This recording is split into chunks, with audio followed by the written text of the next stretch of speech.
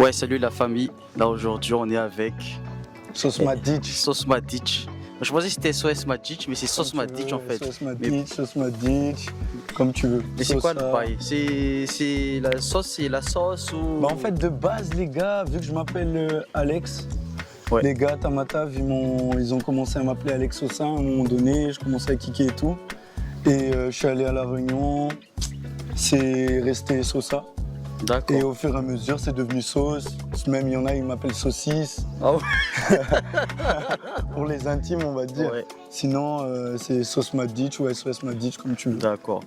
En fait, ce qui est particulier entre nous, c'est qu'on a vécu dans le même quartier à Tamatave. Ouais. Et ça rend la dimension assez bizarre parce qu'on s'est rencontrés comme ça, zinc par hasard, à Nosibé. Ce gars-là, il habitait en bas de chez moi, genre. Ouais, t'as vu. Et puis, une autre coïncidence, moi j'ai mis le t-shirt de son label, Shock Records, quoi. Donc, yes, allez stream, Shock Records. Shock Records. On est ensemble. Alors, Sauce Madic, est-ce que tu peux nous raconter un peu ton parcours?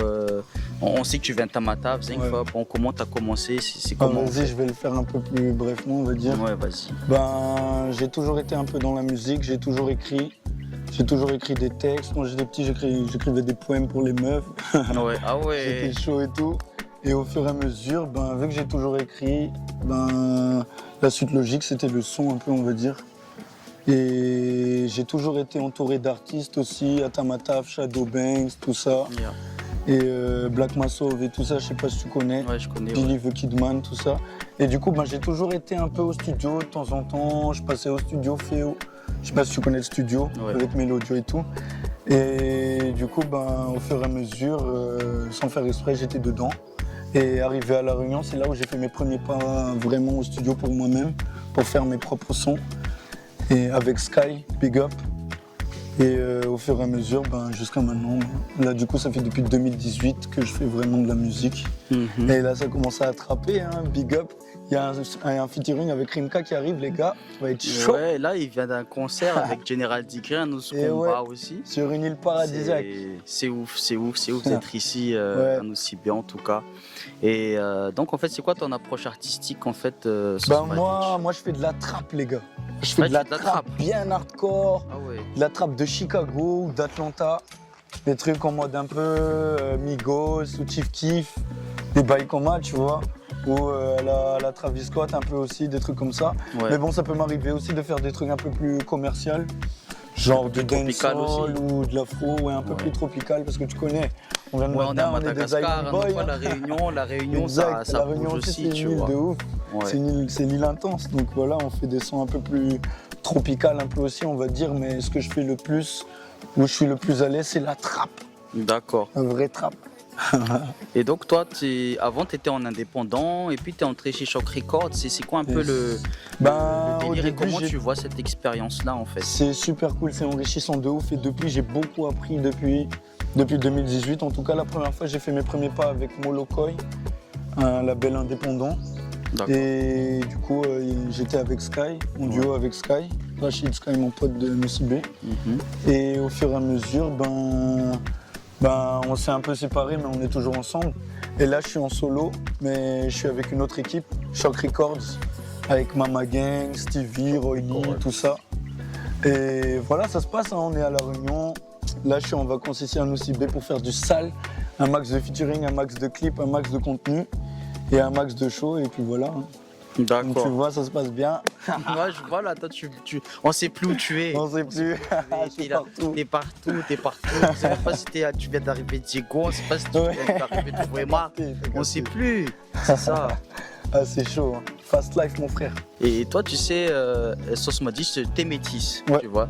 T'es métisse, t'as ce côté où t'es malgache, mais t'as aussi une autre nationalité.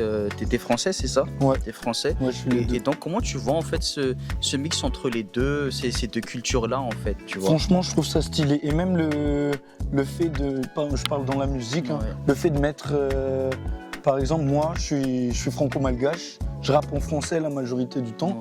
mais je mets 2-3 phrases, je parle un peu en malgache aussi de temps en temps et je peux aussi balancer des flots en malgache et ça, je trouve ça stylé de ouf, tu vois.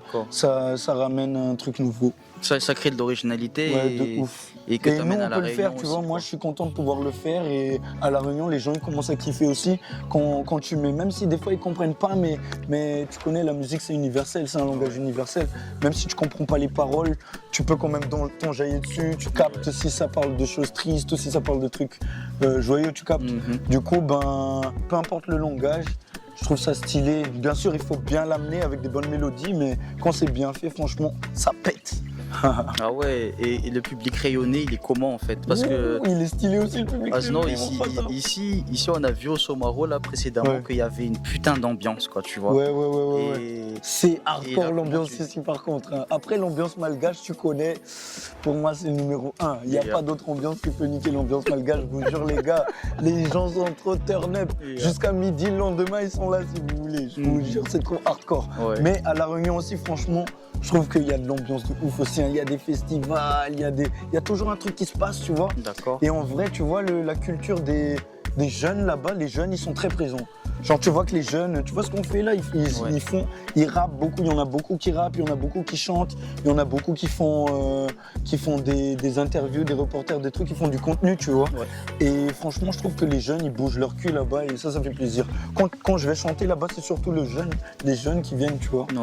Parce que là, tu représentes aussi les jeunes aussi, donc qui se voient à travers toi et ceux qui kiffent la trap et tout, Ceux qui turn up, c'est surtout un public jeune, en vrai, t'as vu, et les jeunes, je trouve qu'à La Réunion, ils bougent vraiment leur cul, ils font vraiment en sorte que les choses se passent, et ça fait plaisir. Donc toi, t'as pas encore sorti d'album concrètement ou... Il y a un EP que j'ai sorti en 2020-2021 avec Sky. Et depuis, je sors que des petits hits à gauche, à droite, tu vois. Et j'attends vraiment qu'il y a la demande avant d'envoyer un EP ou un album, t'as capté. Faut que t'envoies du lourd d'abord, c'est là que... D'abord, j'envoie des hits. Ça, mon frère. Et toi, Sauce m'a dit, tu te vois comment dans 5 ans par rapport à ta carrière? Mec, dans 5 ans, je me vois en turn-up, en tournée de ouf. Genre que ce soit à La Réunion ou à Mada ou en France, t'as capté. Là, je suis en train de conquérir Moussi B, ça me fait plaisir. C'est le West Coast. East Coast, c'est déjà dans la poche. La Réunion, ça commence. Et franchement, la prochaine destination, c'est en France, mec. Faut que je conquéris un peu. Frérot, moi j'adore ton énergie, franchement, t'es vraiment chaud. Ça se voit que lui, il veut vraiment découdre et qu'il a faim. J'adore ça. Il a faim, lui, il a trop faim. On est là pour tout manger, mais je mange tout.